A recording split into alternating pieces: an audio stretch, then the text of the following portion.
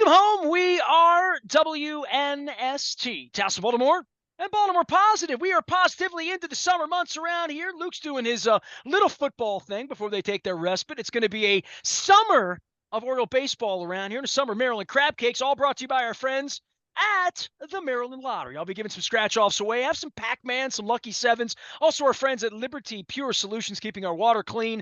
And last but never least, Jiffy Lube Multi-Care, keeping the car running so I can get around the Beltway and do all the things I need to do and do all these crazy Maryland Crab Cake Tour stops, including our friends at Costas on the 20th. And then again on the 25th, we'll be at Pappas in Parkville with lots and lots of friends. This guy has lots of Baltimore connections. He wrote to me last year in regard to a book on Tom Matte that is now about to arrive. We're about to make the baby this summer. Last Man Standing, how Tom Matte's memorable 1965 season highlighted a remarkable NFL career. The author is Joel Poiley. There's a foreword by Jack Nicklaus, and I guess all the Ohio and the football people coming together. Joel, you reached me I guess it feels like a year and a half ago, told me you were doing this project and said, hey, I'd like to come on the show when you do it. But you asked me what I knew about Tom Matte or some people. I didn't know the direction of your book in the 65 season. First things first, a pleasure to have you aboard. And for any crazy author out there, it feels good to get it done, doesn't it? Oh man, it's a career goal achieved. I've been wanting to write a book for so long. And before I get to that, real quick, I just want to tell you, man, I really admire you, and I always look at myself as somebody that, from the co-sell mode, tell it like it is. And I appreciate you, the way you approach things, and you don't hold anything back, and you tell the truth. So I think that's really cool. That's very Uh, sweet of you. And apparently you've seen my 25th anniversary documentary, or if yes, you haven't, please go check it out at Curio and Foreign Daughter for supporting yeah. all that we do here. I'll just say this: What's that? the issue for me at this point in my life has been about accountability, and Yeah, I'm here every day, and whatever I say, I back it up with facts and with analysis, and I feel like with the wisdom that John Stedman, who was close with Tom Matte, gave yeah, to him and gave to Art Donovan to give to me at that point 30 years ago in this, when I began this, that we began the show not having a football team here, and all that came with what Tom Matte represented, and Johnny U and Bruce Lair, all the guys that were still here and didn't have a right. team. And I guess I wore my blue and white for you today, my Raskin Globe. I threw this over top of my shirt, this thinking I've got my Thank you. Baltimore Colts belt buckle over here that I'll bring your way. But you know, Tom was one of those guys that was always good with me. We were never super close. He always worked at the other stations. There was always a little bit of weirdness. But Tom Right. Matte always showed me love and respect. And in a way that when he passed, I recollected this story that I think you reached to me about maybe when he passed, which is going on 3 years now, right? Yeah. Yeah. November 21. Yeah. Well, my story is this, that he came to me, Tony Lekis, who's no longer at the Ravens, but was the gatekeeper. When you walked into the main lobby of the Ravens, Tony's office was there. There's the Art Yeah. Modell picture and the fireplace, if anybody's been to the facility out in Owings Mills. And Tom came up to me one day there, and it was I remember because it was during the construction phase when they were moving from one to another, because there were two front desks. And we went Right. for a walk. He says, hey, I need to talk to you for a minute. I'm like, whatever. What do you need, Tom? Yeah. Listen. I talked to Lenny, and Lenny tells me that sometimes you have listeners that call and they just want to talk to an old Colt, or they need something. They're at the end of their lives. Lenny does it, but when he can't do it, you give it to me. Take my number down. He made me take his number and said, if Yeah. anybody ever calls the station, Lenny was telling me that you do this. And I'm like, I don't brag about doing this, man. And you know who really did it was Ray Bachman, our executive producer. We would Right. have callers that called here. Imagine this. This is how important the Colts were. 20 years ago, 15 years ago, older folks with children now my age in their 50s and 60s saying, my Yeah. father's 90 years old. All he wants to do before he dies is hear from Lenny Moore. Yeah. And Lenny wouldn't just call them Lenny would take the number, get in his car in Randallstown, and drive and sit living Shiva, if I'm using the proper, literally sit at the end of these people's lives and talk with them during the last Right. weeks of their lives. And Right. Maddie heard about this and said, I want in on this. And Right. came to me. And I'm Right. like, I did never told anybody until the day he died that he did this. Right. That's who you're gonna make me cry, but that's who Tom Maddie was. But two things. I'm Jewish, so I get the Shiva thing. And that story is in the book because in my research, it just came up. And it was so the old original Colts and the connection to the community. Um, yeah, I'll just go into how all this evolved. I have an introduction in the book because I like to know the backstory of things. And, I'm in my late 60s. So I remember just about all of Tom's career. I cried for a week after the 65 playoff game, against the Packers. And How there was old were you just then in 65? I'm Yeah, 66. Yeah. all right, Yeah. so you're born in 57. I'm born in 68. Okay, good enough. Yeah. Gotcha. Yeah. Yeah. Side story though, did you work for Stedman, right?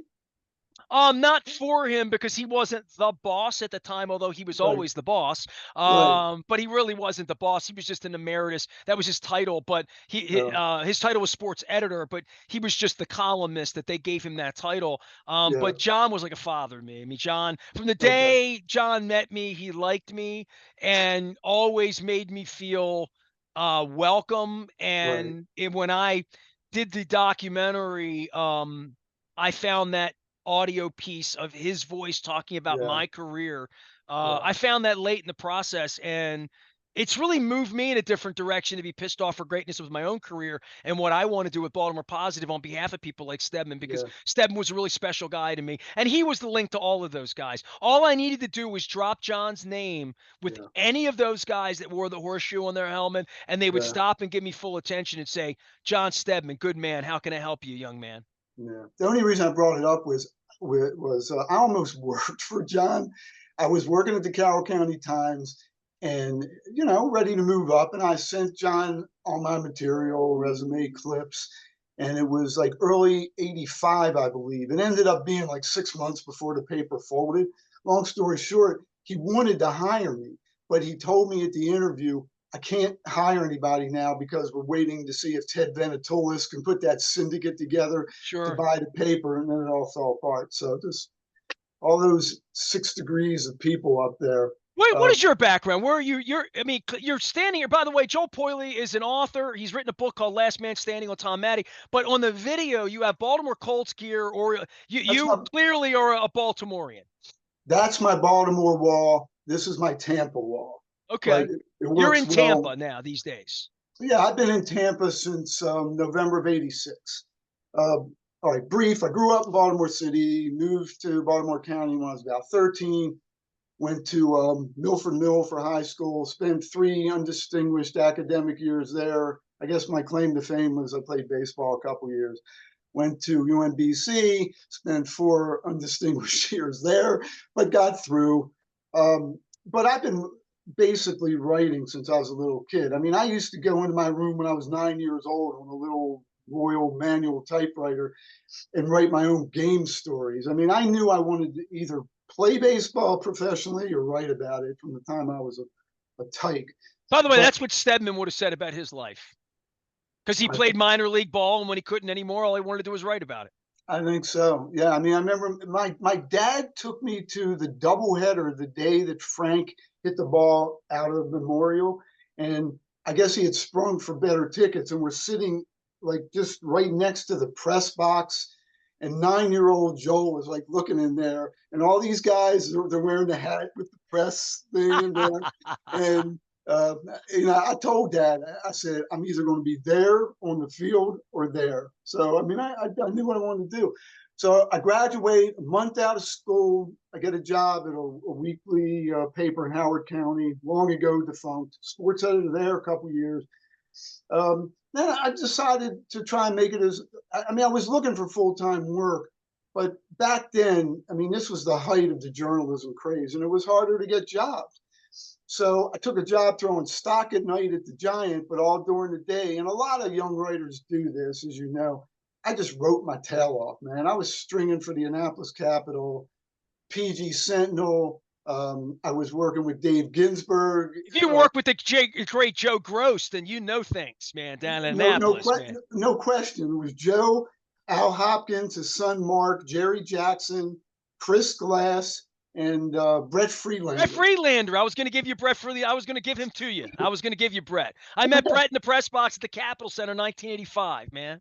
Great guys. And Al liked me. I worked there like 6 months. I was stringing, wanted to hire me, didn't have anything.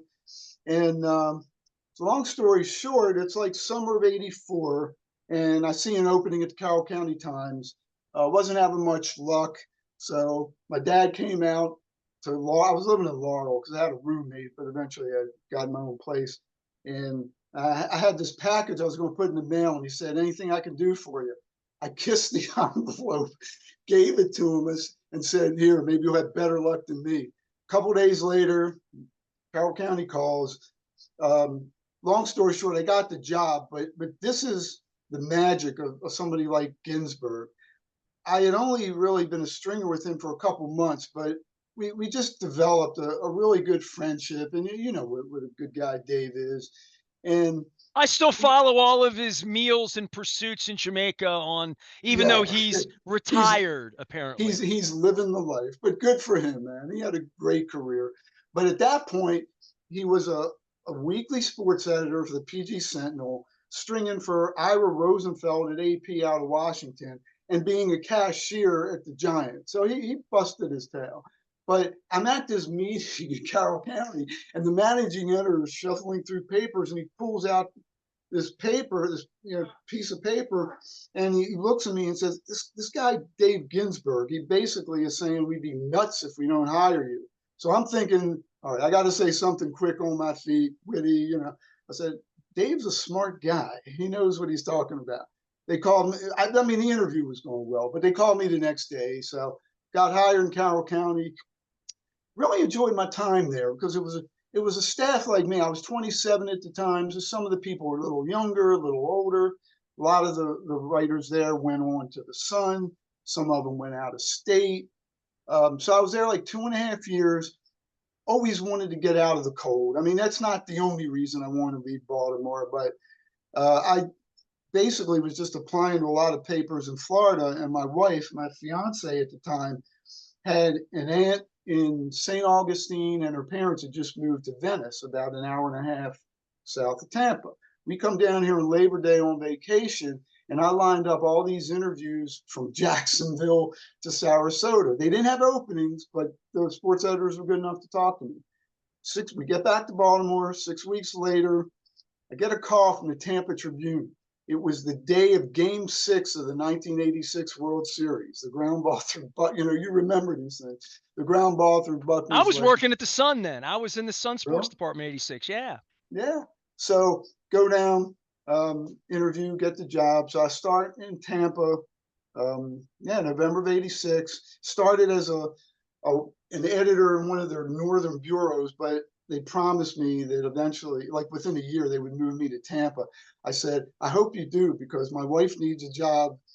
She has a great job. She's the education director for the Johnny B. Bird Alzheimer's Institute here at the University of South Florida, just down doing the important road. work. Yeah. Seriously, man. She deals with caregivers, does great work. Very proud of her. So you made a whole life in Tampa. You've been gone 35, 40 years. Bingo. Yeah. My kids, my daughters are born here. They're 34 and 29. So this fascination with the Colts and Tom Matte, are you a Ravens fan or a Buccaneers fan? All right, so here's how it works. You come down here and everybody expects you to immediately adopt the teams here, but you don't forget your ties. So I had that tie with Tom, and this is all in the introduction, Ness. There was just something about Tom. Remember that show, Corral and the Colts, every Monday? I have tapes of those that have been given to me over years, like literally audio tapes of that show. Yeah. Literally, an older man, 20 years. People would just drop stuff off at the radio station and say, "I got some tapes of Chuck Thompson." Yeah. I don't know what to do with them. Give them to you. They thought I was going to put them on the radio or could legally Right. even do that. But I have old Ekman. I mean, I have cool Oh yeah. stuff. I Yeah. do. Yeah. So, and Tom was great. They had him on just about every week because he was a great quote, and he was funny. He was effusive, and yeah, I'm a little guy, but I said I just like this guy. And then eventually later, I got his autograph one year at training camp. Funny in Westminster, and I end up working there. No, time goes on, and I'm watching Tom's career, and I'm seeing he stays connected with football. He's a broadcaster for CBS for a couple of years.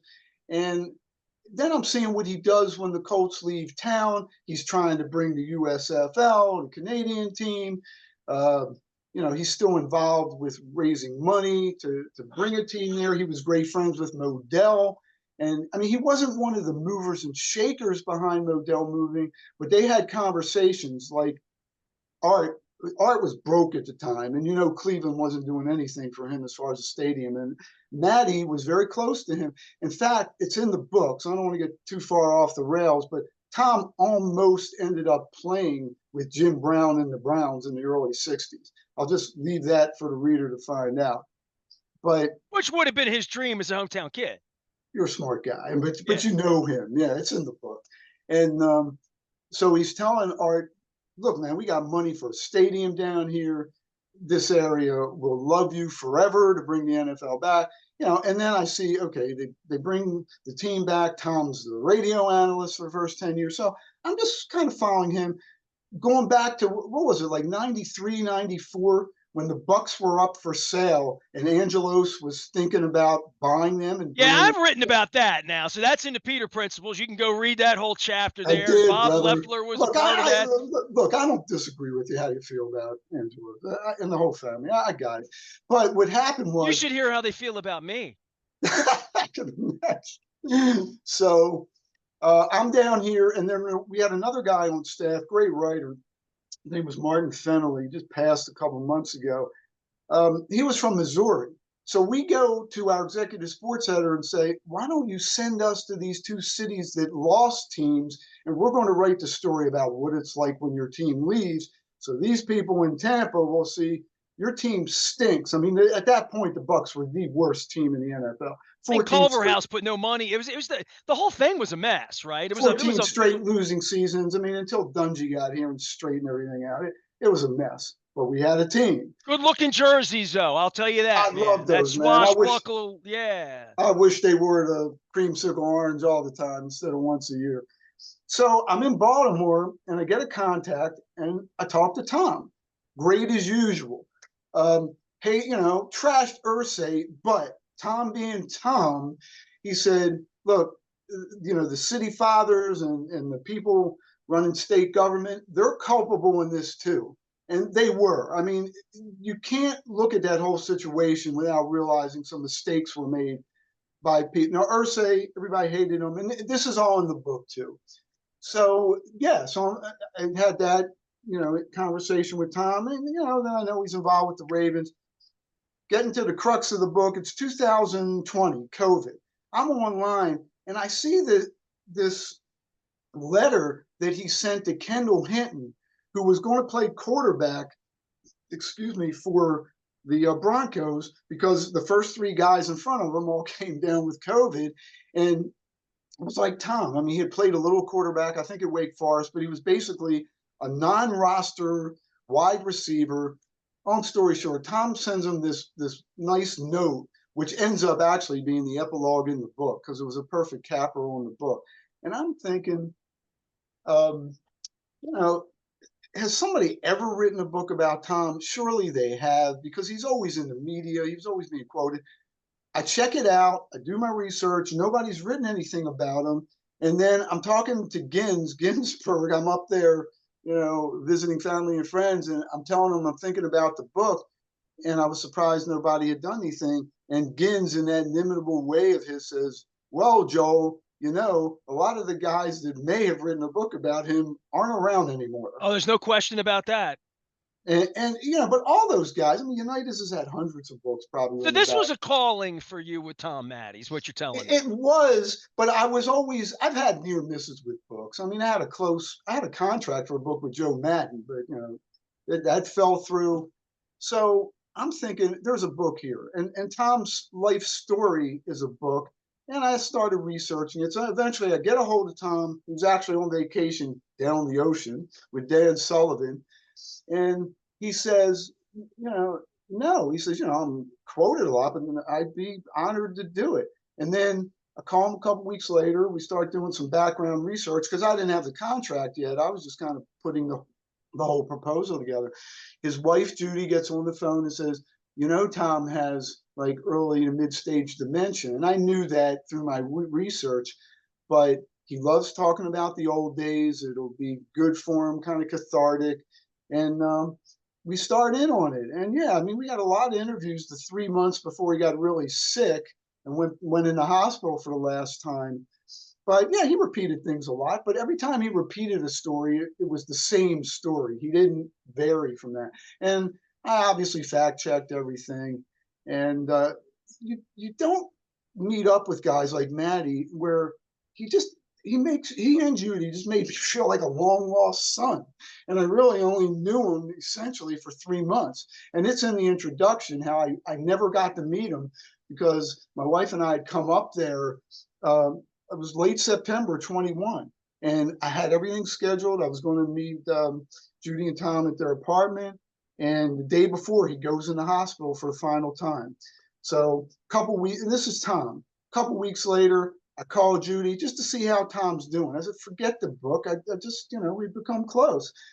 He finds out it's me, and this is in the hospital room. And I'm hearing him talking to Judy. Well, is that Joel, my editor buddy? Give me the phone. I said, Tom, I'm not going to ask you about the book. I just want to see how you're feeling. He says, nah, screw it. I'd rather talk football than with these doctors that are sticking all these needles in me.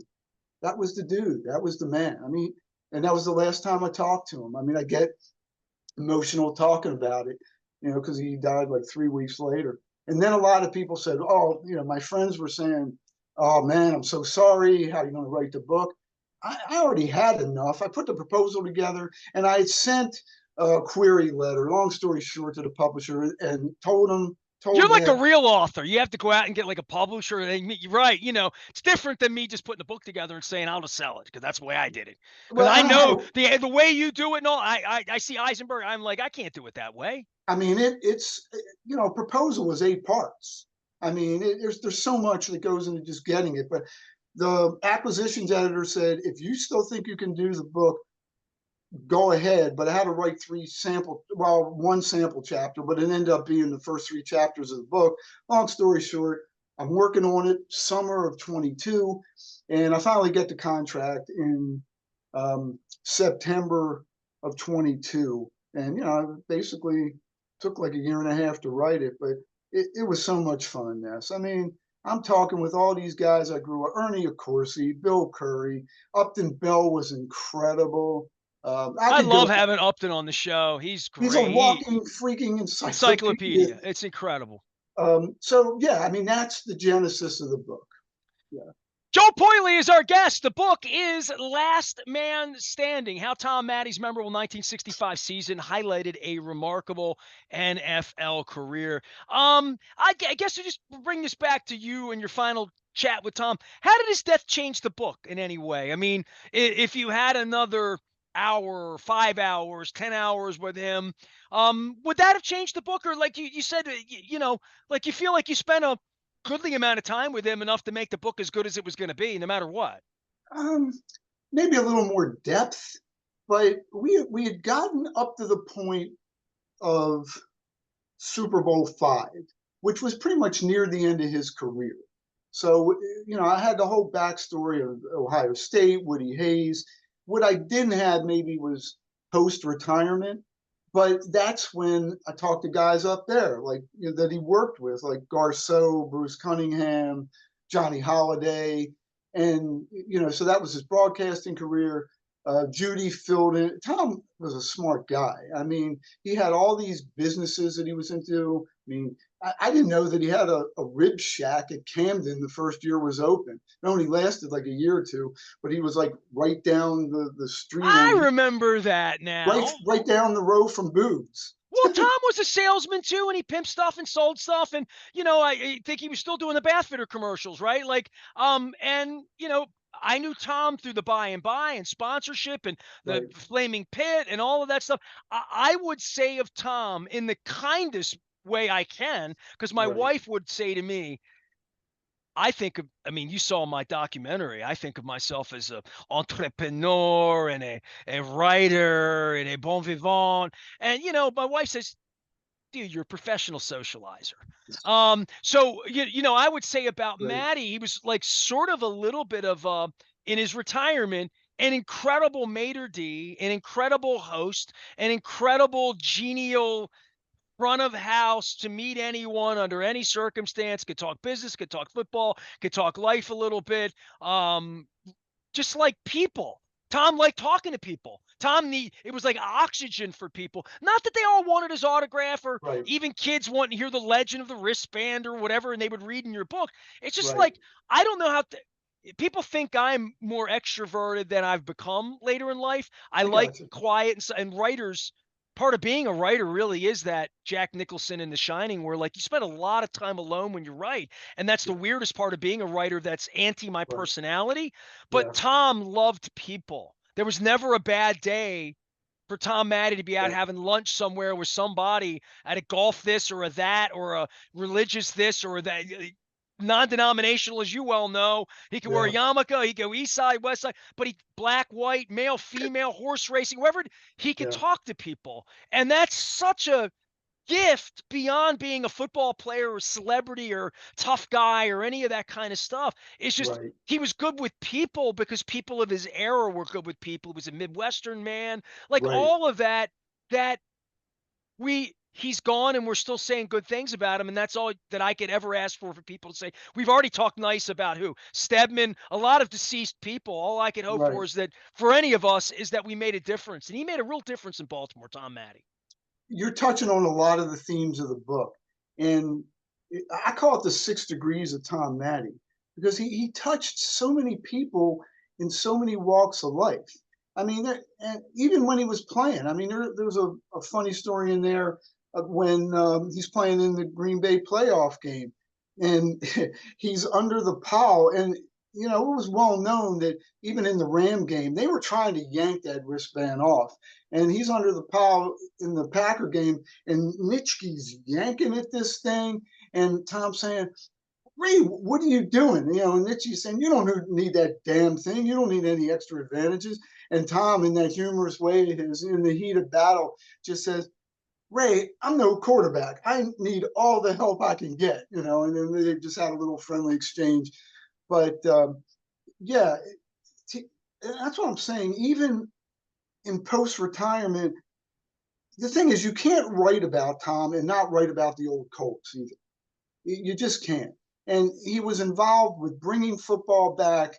And, even though he was from Ohio, I mean, he and Judy just grew to love the city. And you're right. I mean, he was all over the place. There's a great story in the book. I won't give it away, where Bruce Cunningham, and Garcelle are on the road doing a game. And the night before the game, there's a wedding.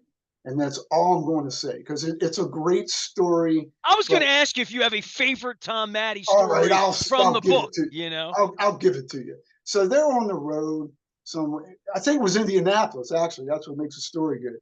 And they're coming, the three of them are coming down in the lobby to go out to dinner the Saturday night before the game. And there's a wedding reception. And all of a sudden, Tom goes over there and starts talking to these people. And, he sees that there's a Baltimore connection there.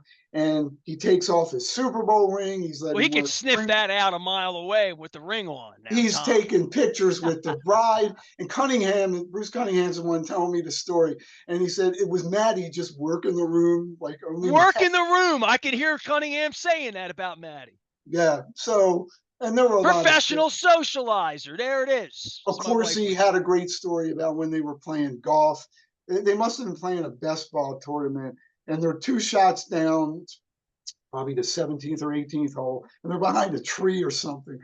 And Tom is telling Ernie, look, all you got to do is just get this shot out of here, get it close to the green. We can win this thing. We can win. That was Tom. I mean, he was always Mr. Super Positive. At times, Judy told me it even hurt him a little bit in his business dealings because Tom did not know how to lose. He only knew how to win. But that was one of the great things about his personality. Joel Poiley is our guest. He is an author and a reformed sports writer, a journalist, Wait a and minute, a wait a minute. Don't, not reformed. I mean, if you cut me open, I'd still bleed black.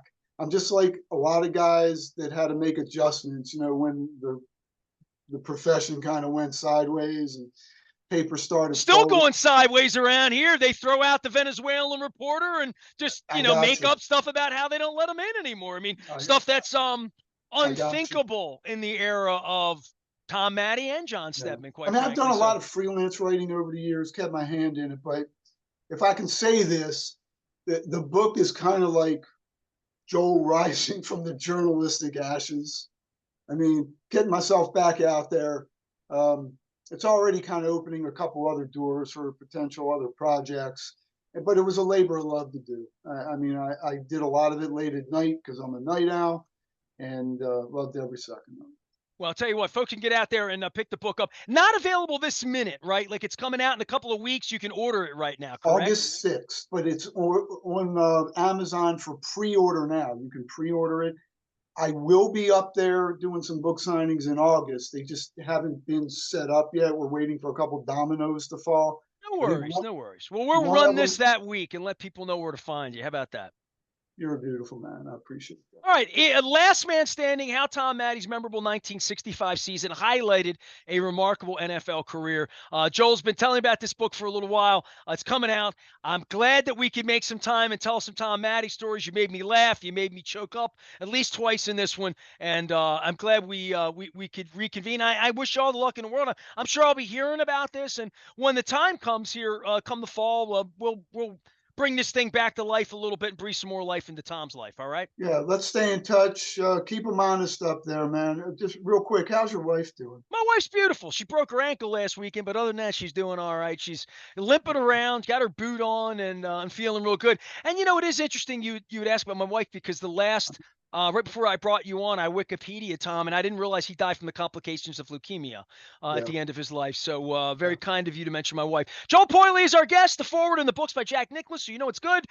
He is down in Tampa, living the good life, much like some other of our friends that made their way to Jacksonville, or the late great Chris Thomas. That'll be in our next segment. You and I do, who Yeah. went down to Tampa and made the rest of the good life down there, and Rick Vaughn as well, who comes on Oh here from man, time to time as I well. knew all those guys. Of course, Carvelis. man. Absolutely. Oh, wow. Carvelis ended up retiring 15 minutes from me down the road. Incredible. And we got to Well, know each other. all the old voices of the Bullets. Carvelis used to come on here 30 years ago, back in the day. So, and Stedman had a line, and I'm going to give this to you, Joel, and this is not an insult in any way.